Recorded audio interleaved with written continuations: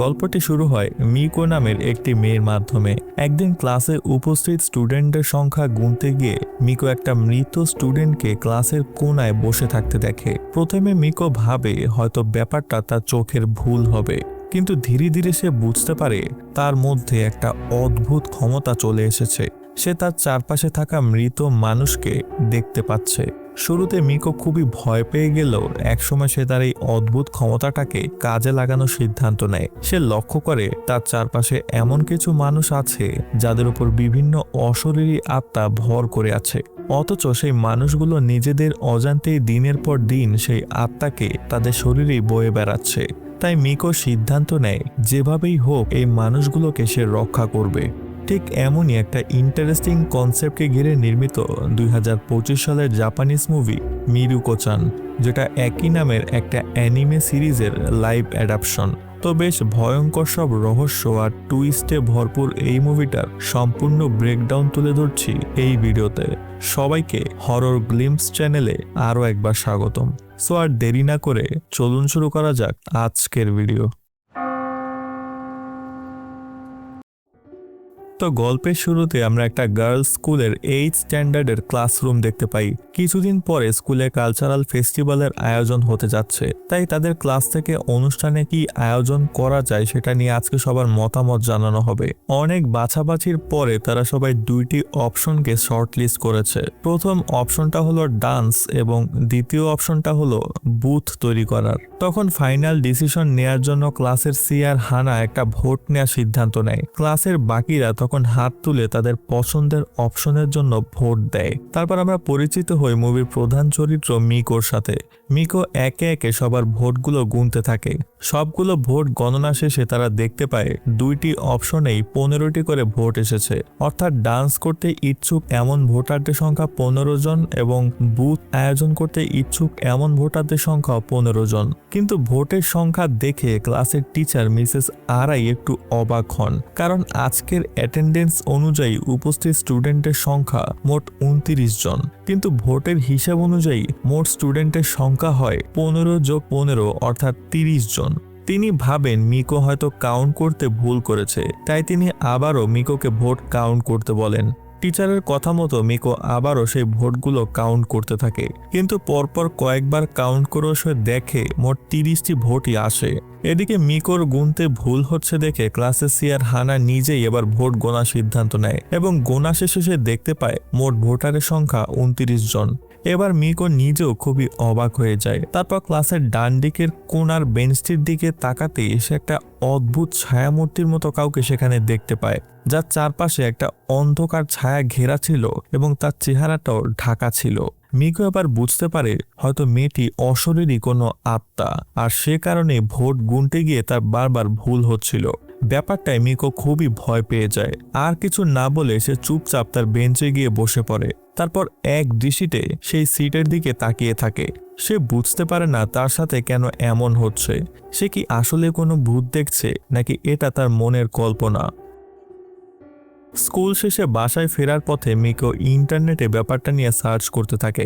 সে দেখতে চায় যে আসলেই কেউ ভূত দেখতে পারে কিনা, কিন্তু ইন্টারনেটে স্পষ্টভাবে বলা আছে যে ভূত বলতে কিছুই নেই। কেউ যদি ভূত দেখতে পায় তাহলে বুঝতে হবে তার মাথায় সমস্যা আছে। মিকো মনে মনে খুবই আপসেট হয়। তাহলে কি তার মাথায়ও সমস্যা দেখা দিয়েছে? সেও কি পাগল হয়ে যাচ্ছে? মিকো যখন এইসব ভাবছিল তখন বাসের সামনের দিকের একটা সিটে তার নজর পড়ে, যেখানে সে একটা বৃদ্ধ মহিলার ভয়ঙ্কর ছায়ামূর্তি দেখতে পায়। মিকো আশেপাশে তাকায় এটা চেক করার জন্য যে বাকিরাও সেই জিনিসটা দেখছে কিনা, কিন্তু কেউই সেদিকে নজর দিচ্ছিল না। তার মানে বোঝাই যাচ্ছিল জিনিসটা মিকো একাই দেখছে। মিকো তাই ভয় পেয়ে কাঁদতে শুরু করে। বাস থেকে নেমে সে বাসায় না ফিরে একটা পার্কে গিয়ে বসে। তারপর ফোন বের করে ইন্টারনেটে একটা ভিডিও দেখতে থাকে। সেখানে একজন তান্ত্রিক টাইপের লোক জানায় কেউ যদি ভূত দেখতে পায় তাহলে তার উচিত ভয় না পেয়ে উল্টো ভূতকে একটা ধমক দিয়ে দেয়া, তাহলে ভূতটি পালিয়ে যাবে। সেই কথা মতো বাসায় ফেরার পথে মিকো রাস্তার পাশে ইলেকট্রিক পোলের কাছে একটা ছোট্ট ছেলের ভূতকে মুখ ফিরিয়ে বসে থাকতে দেখে।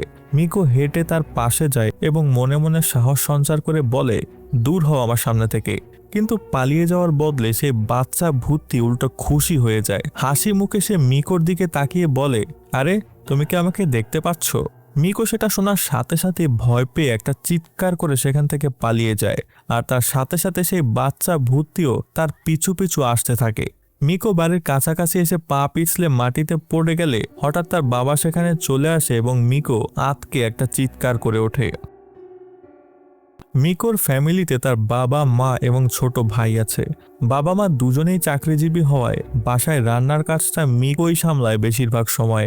একটু পরে মিকো রাতের জন্য রান্না করতে থাকে এবং সেই সাথে ফোনে ভূতের ব্যাপারে স্পেশালিস্ট এমন কিছু মানুষদের পডকাস্ট শুনতে থাকে। আর সেই পডকাস্টে মিকো জানতে পারে ভূত দেখতে পেলে সবসময় তাদের ইগনোর করা উচিত, কারণ তারা যদি একবার বুঝতে পারে যে কেউ তাদেরকে দেখতে পায় তাহলে তারা সেই মানুষটার পিছু নিয়ে তার বাড়িতে চলে আসে। কিন্তু ততক্ষণে অবশ্য অনেক দেরি হয়ে গেছে, কারণ মিকোর পিছু পিছু সেই বাচ্চা ভূতটা তাদের বাসায় এসে ঢুকে পড়েছে। তবে মিকো ব্যাপারটা ইগনোর করে চুপচাপ ডিনার করতে থাকে, কারণ সে কোনোভাবেই অন্য কাউকে তার এই ব্যাপারটা জানতে দিতে চাচ্ছিল না। পরদিন সে সবকিছু ভুলে গিয়ে বেশ একটা আনন্দের সাথে স্কুলের উদ্দেশ্যে সে রওনা দেয়। কিন্তু স্কুলে পৌঁছে যখন সে তার ফ্রেন্ড হানাকে দেখে তখন তার মুখ থেকে হাসিটা পুরোপুরি মিলিয়ে যায়, কারণ মিকো দেখতে পায় তার ফ্রেন্ড হানার কাঁধে একটা অশরীরী বস্তুর হাত রাখা আছে। তাহলে কি হানার ওপর কোনো অশুভ শক্তি ভর করেছে? এদিকে মিকোর মনমরা ভাব লক্ষ্য করে হানা তাকে জিজ্ঞাসা করে যে তার কি হয়েছে, কিন্তু মিকো হানার কথার উত্তর না দিয়ে তাকে জিজ্ঞাসা করে, আচ্ছা বলো তো, তুমি গতকালকে কোথায় গিয়েছিলে? হানা জানায় গতকাল সে তার এক আত্মীয়ের শেষকৃত্যের অনুষ্ঠানে গিয়েছিল। তার কথায় মিকো এবার বুঝতে পারে হয়তো সেখান থেকেই এই অশরীরী জিনিসটা হানার উপর ভর করেছে। মিকো বুঝতে পারে তার যেভাবেই হোক হানাকে সাহায্য করতে হবে, কিন্তু কিভাবে করবে সেটা জানার জন্য সে ইন্টারনেটে ঘাঁটতে থাকে। আর তখন সে জানতে পারে কারো ওপর অশরীরী শক্তি ভর করলে তার উপর মন্ত্র পড়া লবণ ছিটিয়ে দিলে সেই শক্তিটি পালিয়ে যায়। তাই টিফিন পিরিয়ডের সময় মিকো হাতে কিছুটা লবণ নিয়ে সেটা হানার পেছনে ছিটিয়ে দেয়। তবে সে লক্ষ্য করে তাতে কোনো কাজ হয় না। সেই অশরীরী হাতটা তখনও হানার উপরেই লেগেছিল।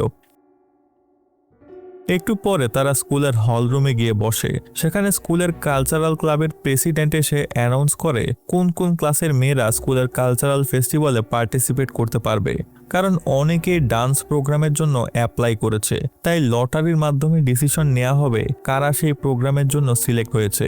একটু পরে লটারির আয়োজন করা হয়, কিন্তু দুর্ভাগ্যবশত মিকোদের ক্লাস সেই লটারিতে সিলেক্ট হয় না, যার কারণে হানা অনেক বেশি আপসেট হয়ে পড়ে। এই সময় আমরা পরিচিত হই মুভির আরো দুজন গুরুত্বপূর্ণ চরিত্র ইউরিয়া এবং আকির সাথে। তারা দুজনে স্কুলের ফটোগ্রাফি ক্লাবের সদস্য, কিন্তু এর পাশাপাশি তাদের দুজনের একটা অদ্ভুত ক্ষমতা আছে, তারাও ভূত বা অশরীরী বস্তুকে দেখতে পায়। তাই মিকো এবং সানা যখন হলরুমে বসেছিল তখন মিকোর হাবভাব দেখেই তারা বুঝতে পারে মিকো অশরীরী জিনিস দেখতে পায়, কারণ সেই হলরুমে দূরে একটা বয়স্ক মানুষের আত্মা বসেছিল আর মিকো বারবার ঘুরে ফিরে সেই দিকেই তাকাচ্ছিল। তাই একটু পরে ইউরিয়া তাদের সাথে দেখা করে এবং নিজের পরিচয় দিয়ে বলে সে প্রোগ্রাম উপলক্ষে তাদের দুজনের ছবি তুলতে চায়। তারা অনুমতি দিলে ইউরিয়া তাদের ছবি তোলে, তারপর ছবিটা তাদেরকে দেখায়। আসলে ইউরিয়ার উদ্দেশ্য ছিল হানার কাঁধে থাকা সেই ভূতের হাতের ছবিটা তুলে মিকোকে দেখানো। যদি মিকো সেই অংশটা দেখে ভয় পায় তাহলে বুঝতে হবে সে সত্যি সত্যি ভূত দেখতে পায়। প্ল্যান অনুযায়ী ইউরিয়া তাদের ছবি তোলে এবং জুম করে কাঁধের অংশটা তাদেরকে দেখায়, কিন্তু মিকো জিনিসটা দেখেও না দেখার ভান করে এড়িয়ে যায়, যাতে কেউ বুঝতে না পারে যে সে ভূত দেখতে পায়। তবে মিকোর এমন আচরণে ইউরিয়া একটু আপসেট হয়। সে নিশ্চিত যে মিকো ভূত দেখতে পায়, কিন্তু তারপরও কেন যে সে ব্যাপারটা ইগনোর করছে কে জানে। একটু পরে ইউরিয়া সেখান থেকে চলে যেতেই মিকো ইউরিয়ার ব্যাপারে ক্লাসের অন্য মেয়েদের কাছে জানতে চায়। তখন একটা মেয়ে বলে এই ইউরিয়া মেয়েটা বরাবরই একটু উইয়ার্ড টাইপের, সে দাবি করে সে নাকি ভূত দেখতে পায়। কথাটা শুনে মিকো এবার খুবই ভয় পেয়ে যায়। তাহলে কি ইউরিয়া তাকে দেখে কিছু বুঝতে পেরেছে? এখন যদি ব্যাপারটা জানাজানি হয়ে যায় তাহলে কি স্কুলের বাকিরাও তাকে ইউরিয়ার মতো উইয়ার্ড হিসেবেই দেখবে? মিকো যখন এইসব ভাবছিল তখন আকি তার সামনে আসে। সে মিকোকে বলে তুমি যে ভূত দেখতে পাচ্ছ তাতে অবাক হওয়ার কিছুই নেই। প্রায় 50 বছর আগে এই স্কুলে কালচারাল ফেস্টিভ্যালের দিন একটা বিশাল দুর্ঘটনা ঘটে, যার কারণে অনেক স্টুডেন্ট এবং গার্ডিয়ানরা তাতে প্রাণ হারায়। আর তারপর থেকে তাদের অনেকের আত্মা এখনো এই স্কুলেই ঘুরে বেড়ায়। এই আত্মার আসলে জানে না তারা কিভাবে মারা গেছে, তাই তাদের মনে কোনো রাগ বা ক্ষোভ নেই। এই কারণে তাদের শক্তিও অনেক দুর্বল, তাই তারা এই স্কুলে আটকা পড়ে গেছে। কোনোভাবেই তারা এই স্কুলের আঙ্গিনা থেকে বের হতে পারে না।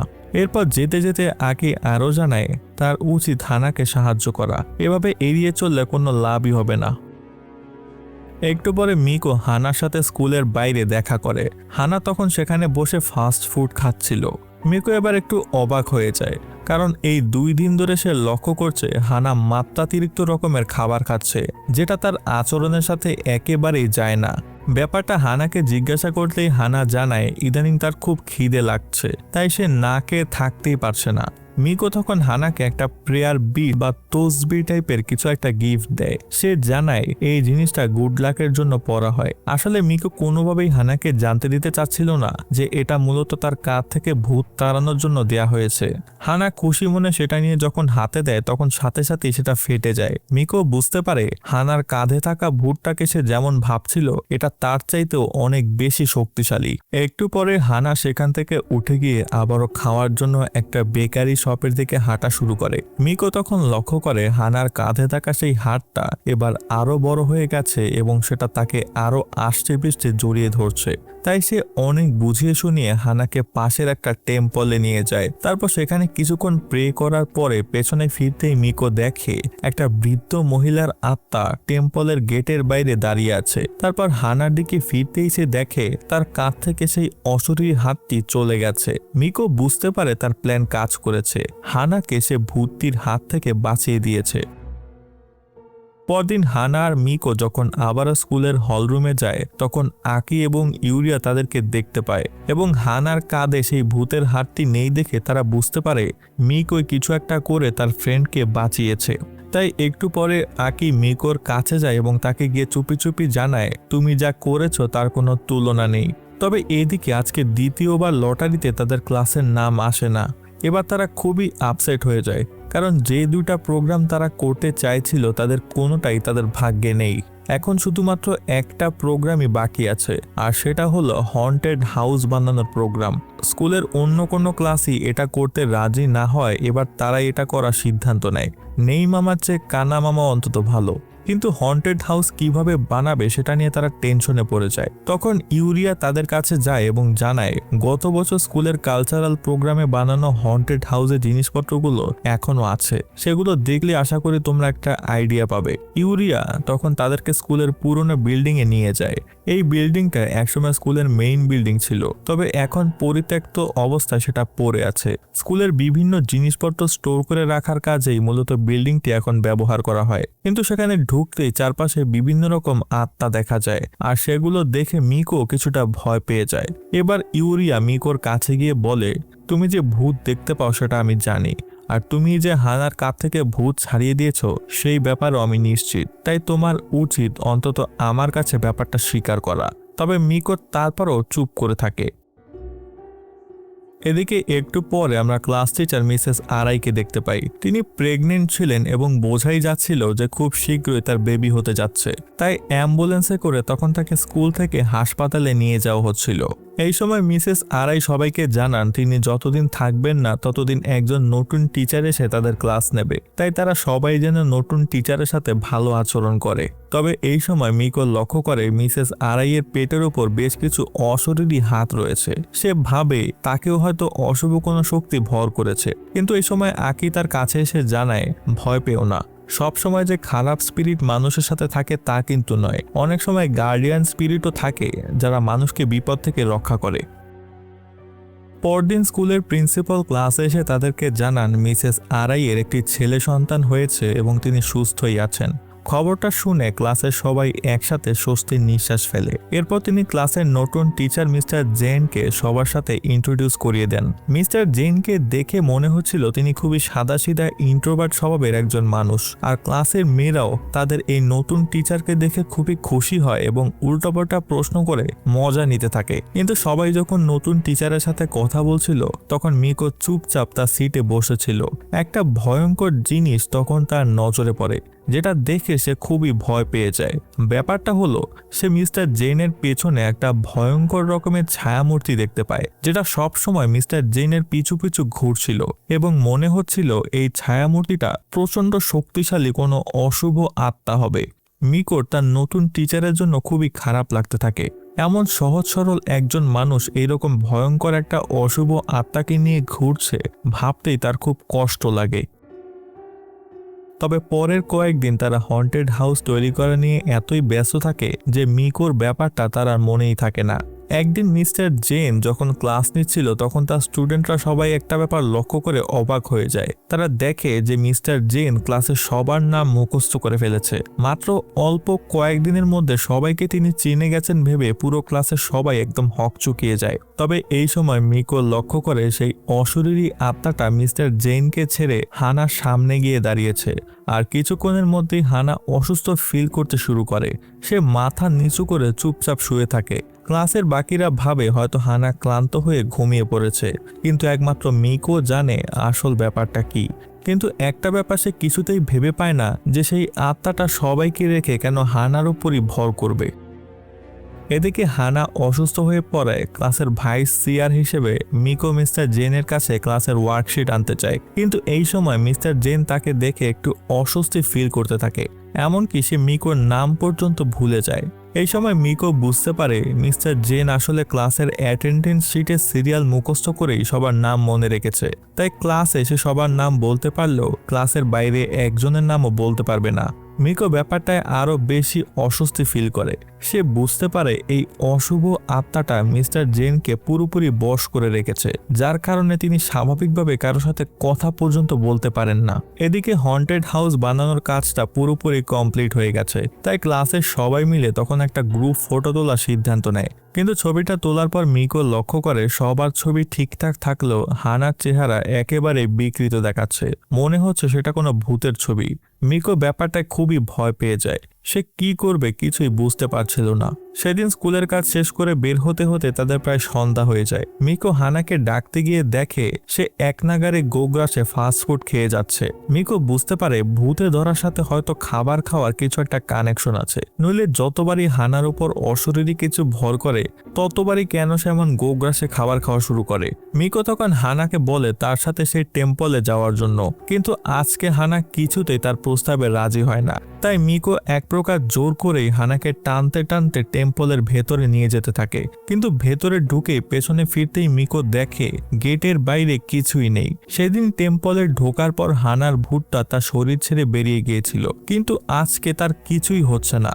সে পরপর কয়েকবার হানাকে নিয়ে বের হয়ে আবার ডান পা দিয়ে টেম্পলের ভেতরে প্রবেশ করে, কিন্তু কিছুতেই কোনো কাজ হয় না। তাই হানা একসময় রেগে গিয়ে মিকোকে ধাক্কা মেরে ফেলে দিয়ে তারপর টেম্পল থেকে একা একাই বের হয়ে হেঁটে যেতে থাকে। মিকো এবার খুবই ভয় পেয়ে যায়। সে ওই আত্মাটিকে যতটা শক্তিশালী ভেবেছিল, এটা আসলে তার চাইতেও অনেক বেশি শক্তিশালী। সেদিন বাসায় ফিরতে ফিরতে মিকোর অনেক দেরি হয়ে যায়। বাসায় ঢুকে এসে রান্না করতে গেলে তার মা জানায়, আমরা অলরেডি খাবার খেয়ে ফেলেছি, তুমি এত দেরি করে আসছো কেন, কোথায় গিয়েছিলে? তখন মিকোর বাবা একটু ঠাট্টা সুরে বলে, সত্যি করে বলো তো, তোমার কোনো বয়ফ্রেন্ড আছে নাকি? মিকোর এইসব রসিকতা একদমই ভালো লাগছিল না, তাই সে বাবার কথার উত্তর না দিয়ে সোজা তার রুমে গিয়ে শুয়ে পড়ে। কিন্তু সেখানেও তার শান্তি নেই, কারণ সেদিনকার সেই বাচ্চা ভূতটা এখনো তার রুমেই আটকে আছে, আর তাকে দেখেই হাসি মুখে বলছে, তুমি কি আমাকে দেখতে পাচ্ছ? পরদিন সকালে মিকো তার ফ্রেন্ড হানার জন্য বেশ কিছু খাবার রান্না করে নেয়। এই সময় মিকোর রান্না বান্না দেখে তার বাবা জানায় একসময় তিনিও অনেক কিছুই রান্না করতেন। বিশেষ করে তার রান্না করা ফ্রাইড লিভার তার মায়ের অনেক ফেভারিট। কিন্তু কোনো একটা কারণে মিকো তার বাবার সাথে কোনো কথাই বলে না। সে চুপচাপ তাকে ইগনোর করে স্কুলে চলে যায়। এদিকে স্কুলে গিয়ে মিকো জানতে পারে হঠাৎ করে প্রচন্ড রকম অসুস্থ হয়ে যাওয়ায় হানাকে হাসপাতালে ভর্তি করা হয়েছে, তাই সে আজকে স্কুলে আসেনি। মিকো খুবই ভয় পেয়ে যায়। সে দ্রুত ফটোগ্রাফি ক্লাবে গিয়ে ইউরিয়ার সাথে দেখা করে এবং তাকে হানা ও মিস্টার জেনের ব্যাপারে সবকিছু খুলে বলে। সবকিছু শুনে ইউরিয়া জানায় এমন হওয়াটাই আসলে স্বাভাবিক। কিছু কিছু মানুষ থাকে যাদের অরা বা জীবনী শক্তি অনেক বেশি হয়, আর সেই সব মানুষদের ওপরই এইসব আত্মারা বেশি ভর করে। পোকামাকড় যেমন আলো বা লাইট বাল্ব দেখলে আকৃষ্ট হয়, তেমনি এইসব অশরীরী আত্মাও হাসি খুশি প্রাণোচ্ছল কাউকে দেখলে তার প্রতি আকৃষ্ট হয় এবং তার শরীরে ভর করে।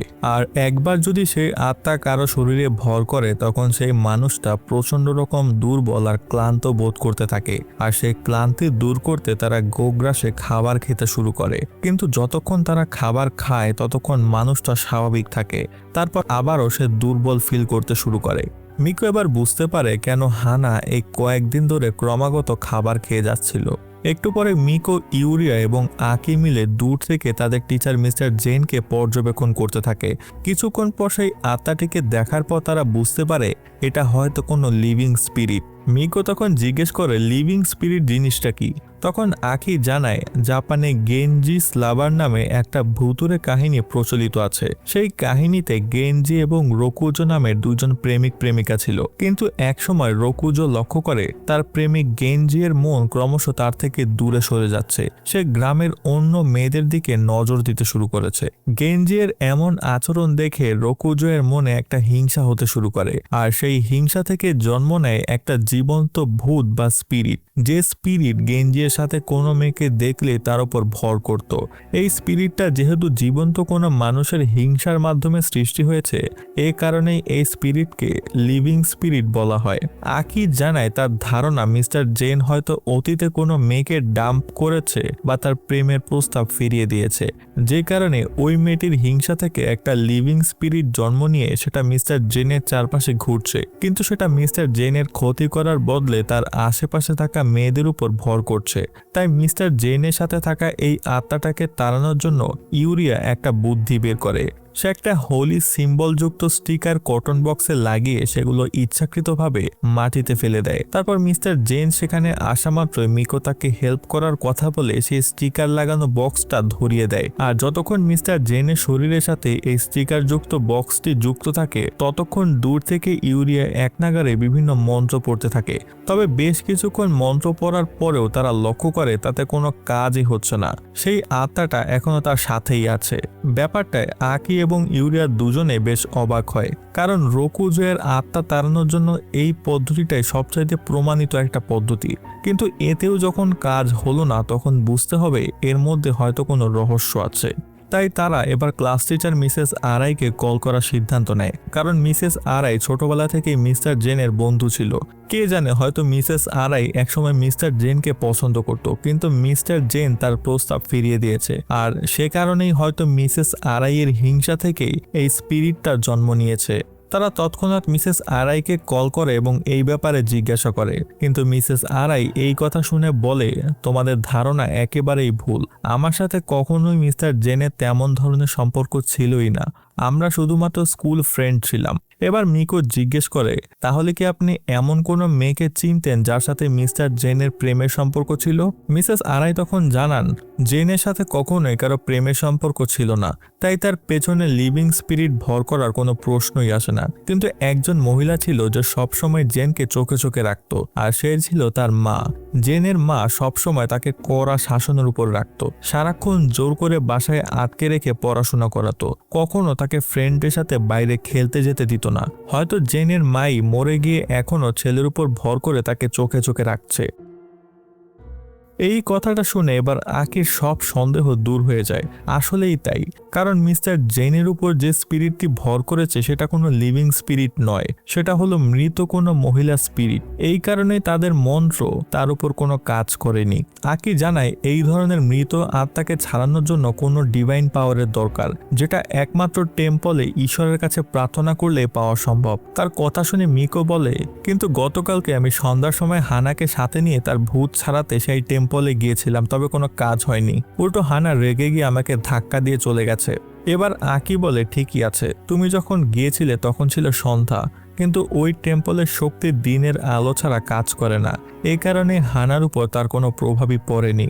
সে আরও জানায় তাদের উচিত যেভাবেই হোক মিস্টার জেনকে বুঝিয়ে সুঝিয়ে সেই দিনের আলো থাকতে থাকতে ওই টেম্পলের মধ্যে নিয়ে যাওয়া। তাই মিকো মিস্টার জেনের কাছে গিয়ে জানায় তাদের ফেস্টিভ্যালের জন্য আরও কিছু জিনিসপত্র আনতে যেতে হবে, কিন্তু এই কাজের জন্য তাদের একটি গাড়ি প্রয়োজন। তাই মিস্টার জেন যদি তাকে তার গাড়িতে ড্রাইভ করে নিয়ে যায় তাহলে খুবই উপকার হবে। মিস্টার জেনও মিকোর কথায় রাজি হয়ে যায়। অন্যদিকে ইউরিয়া তখন অন্য পথ ধরে লুকিয়ে লুকিয়ে সেই টেম্পলের দিকে রওনা দেয়। তবে স্কুলের কাজের দায়িত্ব থাকায় আকি তার সাথে যেতে পারেনি।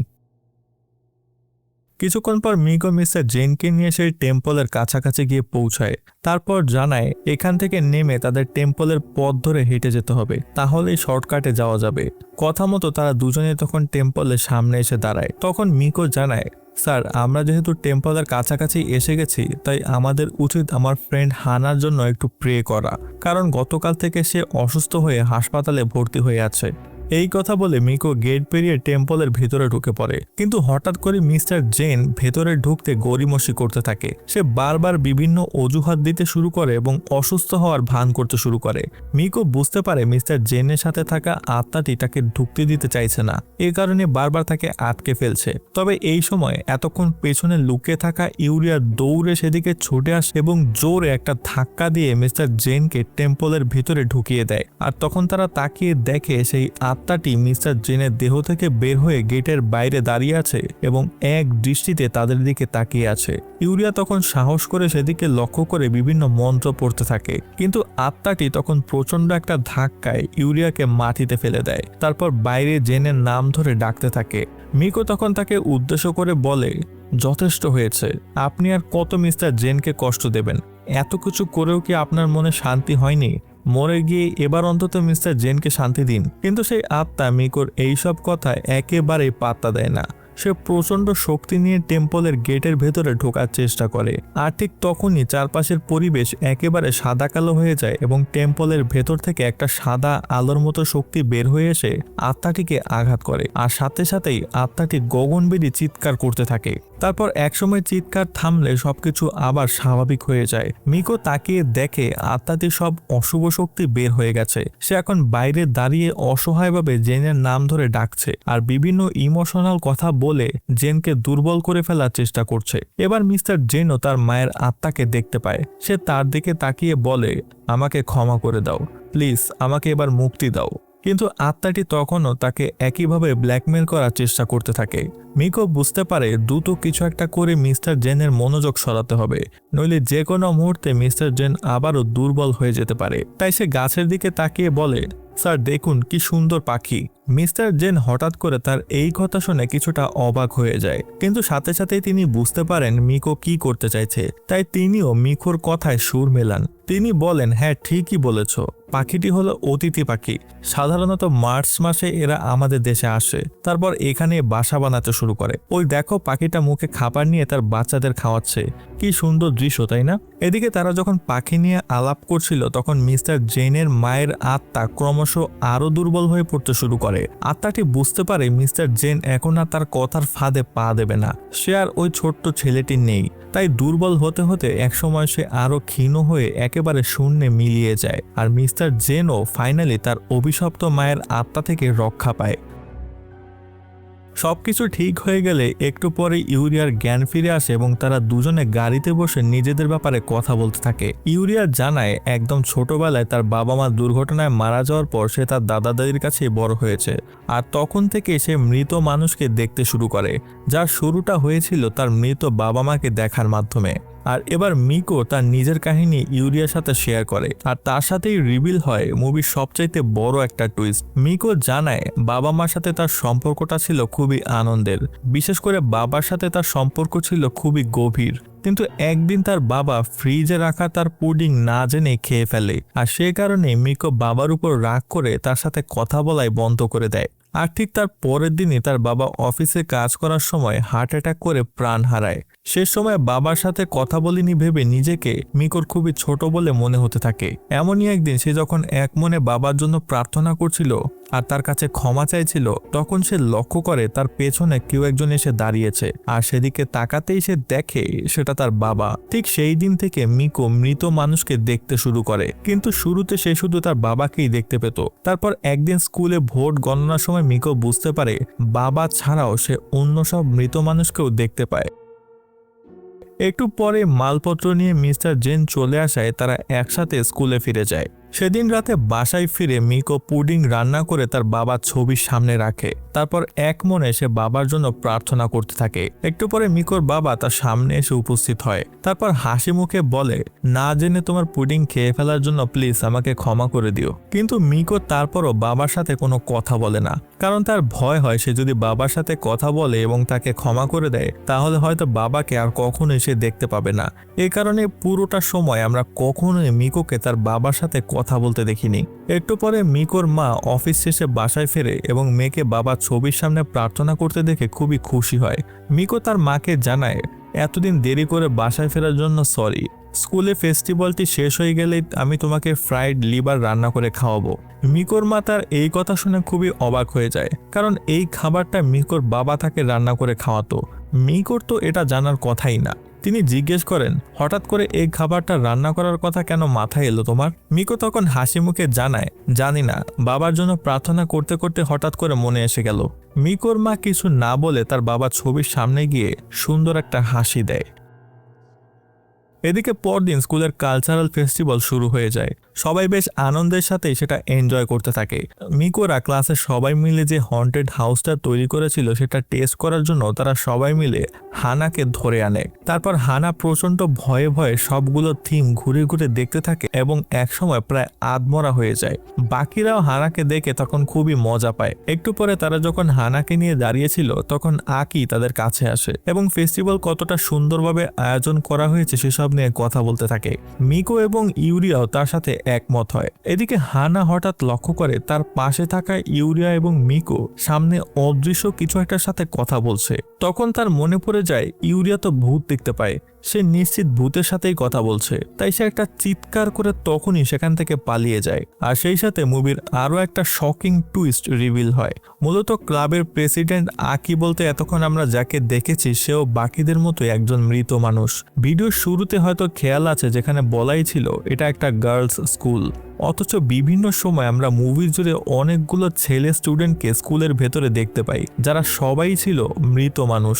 মূলত 50 বছর আগে এখানে যে স্কুলটা ছিল সেটা ছিল একটা বয়েজ স্কুল।